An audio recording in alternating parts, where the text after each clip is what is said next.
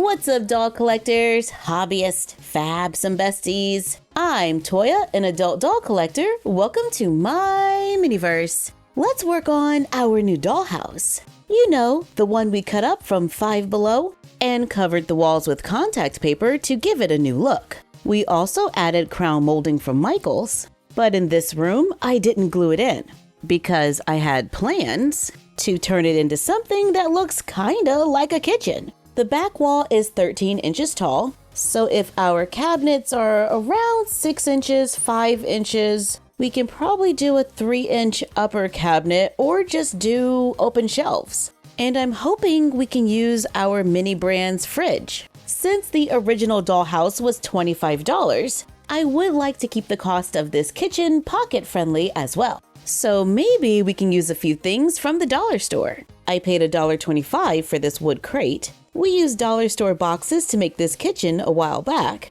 in our DIY dollar store kitchen video, but I like the way we did the doors in our pop-up kitchen that was made with cardstock and poster board. So let's combine those ideas to make something for this space. In addition to the crates, I picked up this plank of wood from the dollar store for $1.25 and 2 of these thinner boards. I'm going to use the crates to make my cabinets and then this plank for a countertop, but we're going to have to cut it down. Let's cut it into 2.5-inch pieces. I had to ask hubby for a little help, and if there are knots, they can make things a little more difficult to cut. In case you didn't know, you definitely want to wear protective gear because there's going to be some sawdust, and a little sanding might be required. If you don't want to go with wood, you could always use foam board or cardboard and cover it with paper. Remove the sticker from the crates. Place them in the room against the wall. Size might vary a little from crate to crate, so you might want to check that while still in the store. Let's add our wooden countertop to check for size.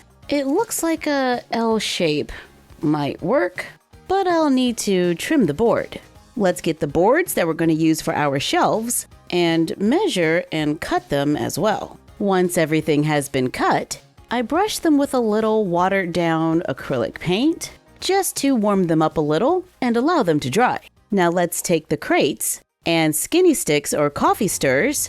I measure and cut the skinny sticks to make rectangles. I use tacky glue to attach the skinny sticks onto the crate. Continue until they all have faux cabinet doors and drawers. Glue the wooden boxes together. Then it's time to paint. I'm painting mine medium gray because I have gray cabinets in real life and I like them. While those are drying, let's take 2 more dollar store crates and glue them together just like we did in our dollar store kitchen video. Cut another piece of the wood that we use for the countertop, brush it with the watered down paint and allow it to dry.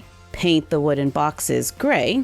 Once our tinted wood is dry, brush the visible sides with gloss Mod Podge to give them a little shine, and you can add a second coat if you want it to be even shinier. Now we just need to add knobs to the cabinets. I love using push pins for knobs. I found these black push pins at the dollar store. However, on closer inspection, I think they're a little large and they might need some cleanup. But I was totally not expecting for those to not work.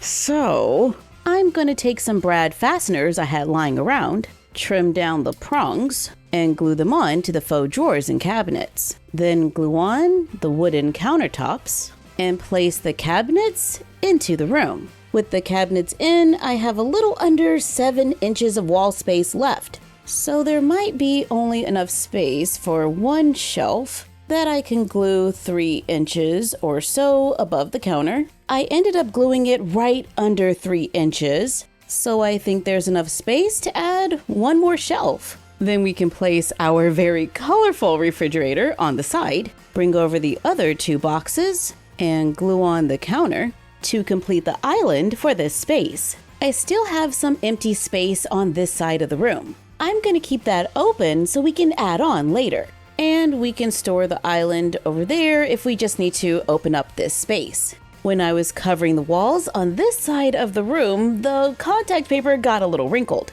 So I was thinking we could cover it with a window. I bought this a while ago at Michael's and just couldn't figure out what to do with it. It says it's for a 1/12 scale dollhouse, but I think it is just the right size for a kitchen window. It was $3.99. It looks like it was designed to fit in the wall, comes with trim to put around the window from the outside, and clear plastic for the glass. The window can open. Mine is a little stiff. I'm using acrylic paint, and I'm just going to paint it white, then glue in the acrylic panes on the other side. Unfortunately, I can't close this window all the way without breaking it, so I'm going to have to leave it open. But let's cut a small piece of cardstock or poster board that is the same size as the back of the window. Cut a few thin strips and glue them onto the edge on 3 of the sides, adding 2 layers. I glue the window on top, creating a small pocket at the top. Touch up the paint, then take a picture out of a calendar. I found this one at the dollar store. Cut the picture to fit inside the pocket.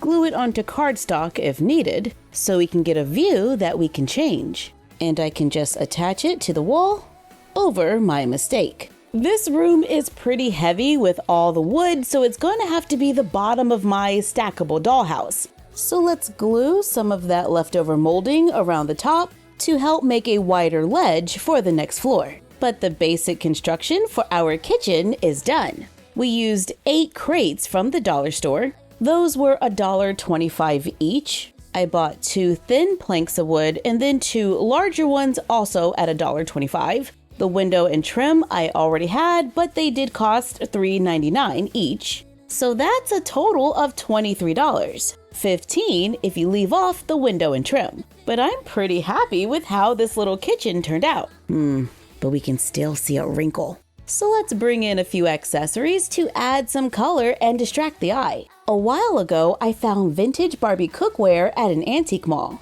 We can add a few bowls from Totally Tiny, and this bowl from Miniverse Make It Mini Baby Food. We can take a few things from Teeny Tinies and remove the stickers to be random little glass jars on the counter. And we can remove this sticker from this white dish that we often get with Teeny Tinies, then place it on the shelf, and we can stack them. Then I just continue going through my collection of minis from Michael's and Miniverse, Barbie, a few of my 3D prints, Totally Tiny.